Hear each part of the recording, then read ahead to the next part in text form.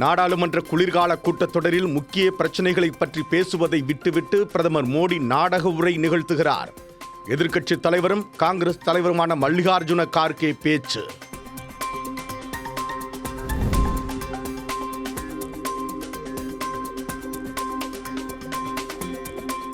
தேசத்திற்காக தன்னை அர்ப்பணித்தவர் சிபி ராதாகிருஷ்ணன். எளிய பின்னணியை கொண்ட அவர் துணை ஜனாதிபதியாக உயர்ந்துள்ளது நமது ஜனநாயகத்தின் வலிமையை காட்டுகிறது. ராஜ்யசபாவில் பிரதமர் மோடி புகழாரம்.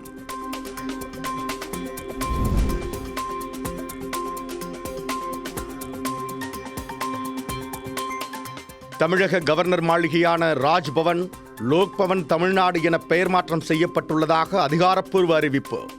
உடனடியாக நடைமுறைக்கு வந்தது பெயர் மாற்றம்.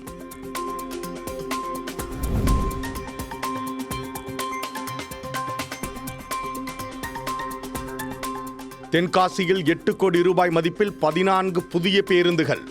அமைச்சர் KKSSR ராமச்சந்திரன் கொடியசைத்து துவக்கி வைத்தார்.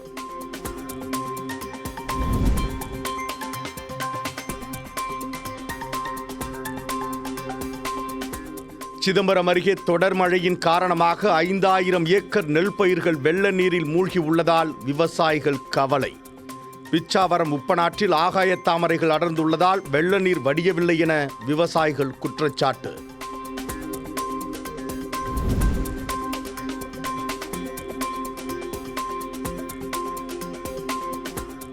கோபி பொதுக்கூட்டத்தில் சுயநலவாதி செங்கோட்டையன் என எடப்பாடி பழனிசாமி விமர்சித்த விவகாரம்.